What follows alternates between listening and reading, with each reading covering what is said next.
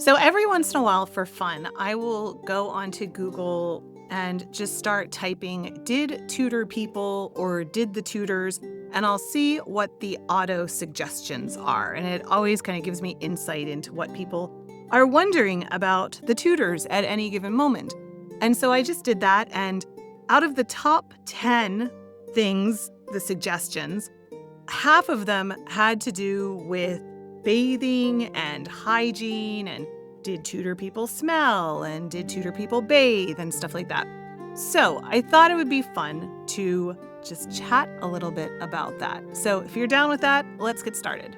People love to joke that Tudor England must have been one long cloud of dirt and bad breath, as if nobody bathed and everyone walked around with teeth like old fence posts.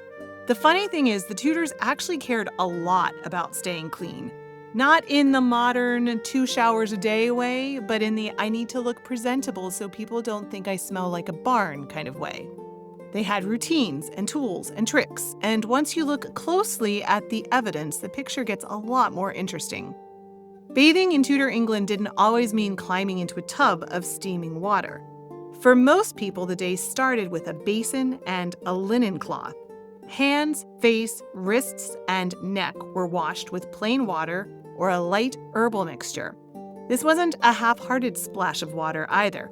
Manuals from the period describe fairly brisk rubbing to lift dirt from the skin. They called this practice a dry bath when they didn't use water, and many people believed that a fresh linen cloth was just as effective as a full bath. Linen absorbed sweat and oil, so rubbing it across the body counted as cleaning. Full immersion baths did happen, but they required a lot more time and resources. You needed a wooden tub, you needed fresh linen to line it, and a small army of people to haul and heat the water. In wealthier households, servants would ferry buckets from the kitchen hearth to the bath chamber. The water might be scented with rosemary or chamomile or rose petals. Henry VIII even had a portable bath that traveled with him on progress, which tells you exactly how much he valued that ritual. Steam baths were another option for the elite. Some houses had a warmed chamber where steam rose from heated stones or water poured over tiles. People sat wrapped in linen sheets, sweating out impurities, and then rinsed themselves with warm water. These weren't spas in the modern sense, but they were deliberate attempts to keep the body clean and fresh. Meanwhile, old medieval public bathhouses were fading out.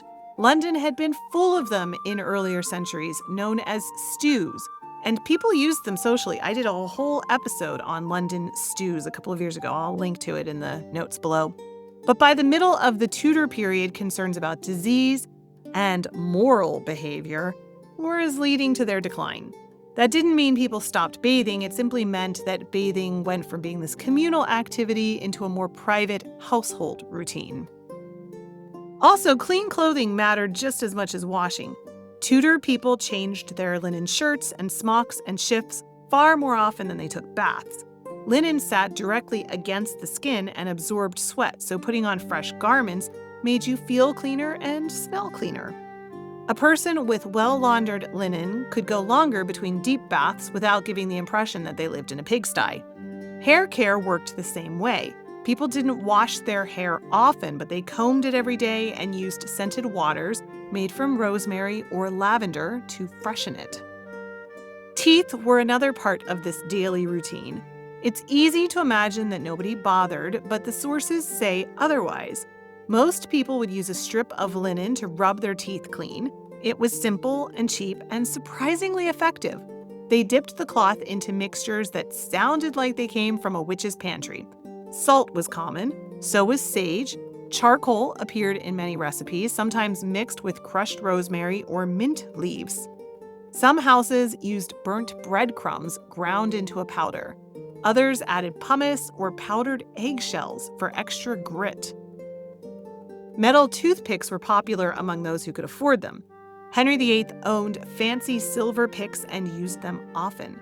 Courtiers chewed cloves before banquets so that their breath wouldn't knock over the person sitting beside them. Women carried small grooming kits with tools for cleaning between their teeth. These were practical items, but they also signaled good manners. Bad breath was considered rude, so people paid attention to it. The recipes didn't always do teeth any favors. The abrasive powders polished the surface but slowly wore down enamel. Vinegar rinses made the mouth feel fresh but could soften the teeth over time. Still, compared to modern sugar-heavy diets, most Tudor mouths were actually handling less daily damage. Ordinary people ate far less refined sugar than anyone at court. Once sugar became fashionable in Elizabeth's reign, things went downhill fast. The Queen loved sweet treats enough that her teeth darkened. And it's a popular assumption that some courtiers would copy the look so that they could claim to share her taste. But that's also something of a myth, too, because some of the earliest household books that we have from that time period have recipes in about how to whiten your teeth. So, there might have been a couple of people who tried to darken their teeth to look like they were eating a lot of sugar, but most people actually did want white teeth. For an ordinary London servant or farmer, hygiene was practical rather than decorative. They washed with whatever water was available, they kept their linens clean, they rubbed their teeth with cloth and salt, and they considered that good maintenance. It was a different system from our own, but once you look closely, it becomes clear that Tudor people worked much harder at staying clean than the myths give them credit for. So there we go. Did the Tudor people bathe? Did the Tudor people smell? That is the answer to some of the most commonly Googled Tudor questions. I hope you enjoyed this. If you did, go ahead and hit subscribe wherever you're listening. And I sure would appreciate a press of the like button too, which helps to feed that algorithm and get our content to more people. Thanks so much for listening, my friend. I will be back again very soon. Have an amazing day.